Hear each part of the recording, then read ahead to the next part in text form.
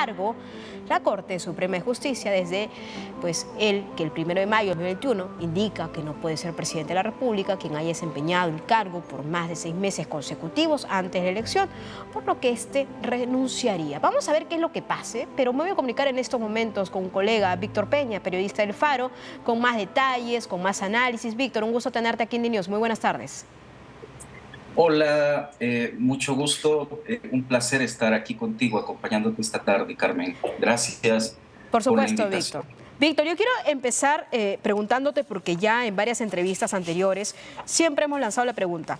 Esta reelección, estas ganas, esta motivación de Nayib Bukele, muy aparte de la popularidad, muy aparte de lo que se pueda decir acerca de lo que ha significado, digamos, su plan territorial en El Salvador, ¿es constitucional ese deseo nuevamente de postularse de esta reelección? No, es naturalmente inconstitucional. Es decir, nuestra Constitución, había uno de los ex magistrados que decía en una entrevista que la Constitución que se aprobó en 1983 tiene 6 artículos, que uno de ellos establece que ninguno se puede modificar. Es decir, pero sin embargo él tenía una frase muy clara y decía: nuestra Constitución se protege a sí misma, porque en la medida que tú interpretes un artículo que creas que te permite una reelección, pues el segundo te la vota, ¿no? Es decir, porque hay 6 artículos que lo prohíben explícitamente. A mí me llama la atención, Sí. es decir, todos los artículos son muy claros, pero está el artículo 131 que reza algo que dice como que corresponde a la Asamblea Legislativa desconocer obligatoriamente al presidente de la República o al que haga veces, cuando terminado su periodo constitucional, continúe en el ejercicio del cargo. Es decir, ¿por qué me parece a mí un artículo interesante? Porque, es decir, a partir de las elecciones de 2021, Sí. el partido del presidente obtuvo una mayoría en la Asamblea Legislativa que, con otros apoyos de otros partidos, llegan a la mayoría calificada, es decir, tienen en las manos para aprobar todo.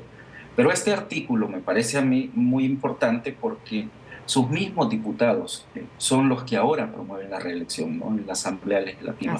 Están haciendo además una campaña adelantada, violando a toda costa la ley que se les pone enfrente, ¿no? Ahora, también importante decir, Víctor, perdóname, por favor, ahí si puedes darnos más detalles sobre los cambios también o el acercamiento que tiene con altas autoridades, como la Fiscalía, por ejemplo, si podrías entrar en detalle ahí, ¿qué significan estos cambios? Y sobre todo, ¿cómo así también han llegado al cargo, ¿no?, a través de Nayib Bukele, ¿no?, y la relación que tienen con él? Obviamente su mayoría en la Asamblea Legislativa le permite, ¿no?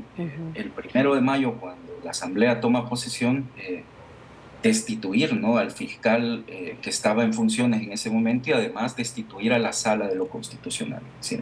Es una Asamblea que recibe las órdenes directas del presidente y aprueba, ¿no?, todas las peticiones del presidente. Uno de esos fue, digamos, su primera sesión, cuando destituyen ya a los magistrados de la Corte Suprema, de la Sala Constitucional, y al fiscal general, ¿no?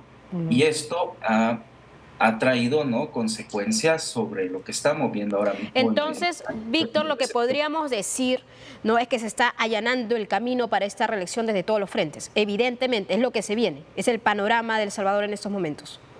Es lo que está hecho, salvo, ¿no?, a lo que diga ahora en su discurso de 4 años, ¿no?, en la Asamblea Legislativa. Esta noche da su discurso de su 4º año de mandato, y vamos a esperar qué reacciones hay a partir de eso, ¿no? Ya había dicho él el 15 de septiembre que iba a participar en una reelección. Sin embargo, sabemos que es algo ilegal, pero decir, no podemos esperar menos de un presidente que desde que inició se dedicó a destruir, ¿no?, todos los caminos democráticos que tenía Y este la país. institucionalidad también de El Salvador, como lo dicen muchos analistas. Víctor, ahora, en el tiempo que nos queda, hay que hacer un análisis, un balance de estos 4 años en el poder, qué ha significado también para los pobladores de El Salvador y la mirada que tiene la comunidad internacional, porque la popularidad no solamente es interna, sino también externa. Incluso varios países se han pronunciado de querer replicar la misma estructura, ¿no?, de acción de El Salvador para luchar contra las pandillas. Por supuesto, ¿no? Estamos viendo el uso de la fuerza, y obviamente sabemos que este país había estado arrodillado bajo el fenómeno de la violencia por medio de las pandillas que controlaban los territorios, Ujú, y que obviamente la gente que más sufría este fenómeno es la que vive en las comunidades más precarias de El Salvador, ¿no? Que fue el ujú. semillero del fenómeno.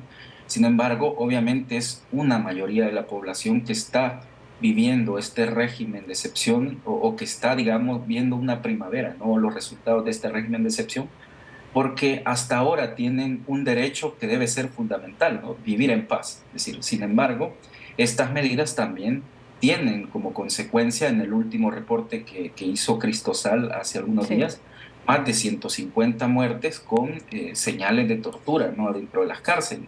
Además, con muy poco conocimiento o muy poca información de los planes que el gobierno está ejecutando. Es decir, desde que inició, se dedicaron a guardar toda la información O sea, es pública decir, no hay transparencia desde la de administración ninguna, pública, ni siquiera de ninguna manera. data oficial o cifras oficiales en cuanto, por ejemplo, también estos allanamientos, esas incursiones. Toda la información de este gobierno la está reservando para 7 años, ¿no? Así se ha aprobado los últimos meses. Destruyeron el Instituto de Acceso a la Información Pública. Ahora no hay información que valga en esta entidad, porque desde que Bukele empezó, digamos, su carrera como presidente, ha bloqueado todos esos accesos. Pero no podíamos esperar menos, digamos, de una noticia como esta de la reelección, si hay alguien que desde que inició atacó principalmente al periodismo, pero también a las organizaciones. Es decir, un Ujú. presidente que a todas luces, desde que toma el cargo, daba, ¿no? Ya pistas de que estaríamos frente a una autocracia en este país, ¿no? Y lo vimos muy claramente después del 9 de febrero, cuando él, junto a los militares, se toma la Asamblea Legislativa. ¿Sí? Ujú. Es el camino que empieza este país para saber hacia dónde íbamos y a dónde estamos ahora. Algo que veíamos muy lejano.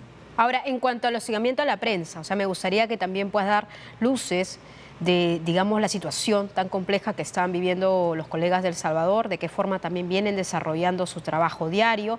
Y ahora, si tú me dices que no hay información clara, cifras claras sobre lo que viene ejecutando la administración de Nayib Bukele, entonces, ¿de dónde se puede partir para hacer un análisis correcto o al menos tener un acercamiento a estas políticas que se vienen implementando?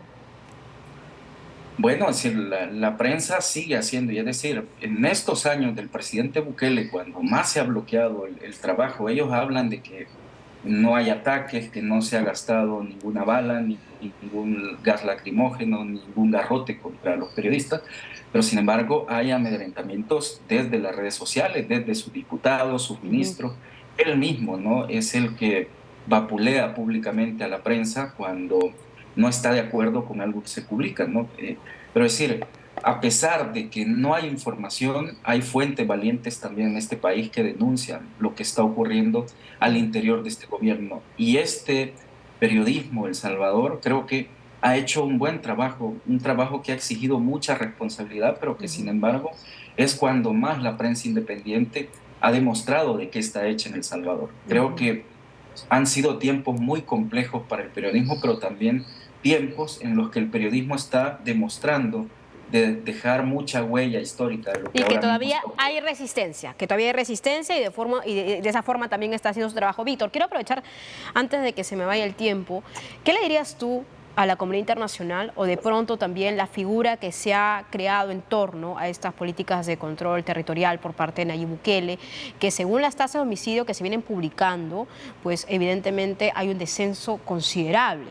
Entonces, para algunos puede ser un modelo a seguir, pero ¿qué hay del otro lado? ¿Cuál es el otro enfoque?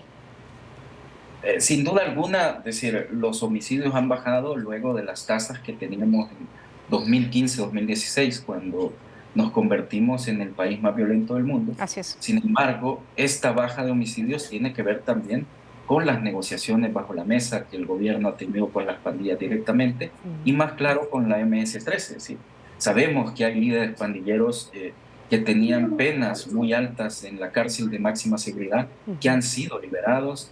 Sabemos que hay funcionarios que fueron a reunirse directamente con líderes de la pandilla, una de las cárceles de máxima seguridad, y sabemos también que ese repunte o ese fin de semana que desató el régimen de excepción tenía que ver con Ujú. un rompimiento, ¿no? entre las negociaciones que tenía el gobierno y la Junta de Presos. Todos los gobiernos en este país han negociado con pandillas a partir del gobierno de Mauricio Funes. Este no es la excepción. Detrás de esa baja de homicidios también hay negociaciones turbias y además el gobierno ahora públicamente o en su estadística se mofa a decir que no hay homicidios, que han cumplido 365 días sin homicidios. Sin embargo, hay muertes dentro de las cárceles que no están siendo contadas. Muy bien, Víctor. No hay estadísticas claras. Bien, Víctor, yo te agradezco mucho por tu participación, muy claro. Víctor Peña, periodista del Faro. Importante lo que tú dices, es ¿dónde están los peces gordos de estas organizaciones criminales? ¿Dónde están ellos? ¿Acaso se está tratando simplemente de encarcelar pues a la masa de estas pandillas? ¿Dónde están los que realmente articulan la organización criminal? Ahí está el asunto. Gracias, Víctor Peña. Hemos preguntado. Muchas gracias.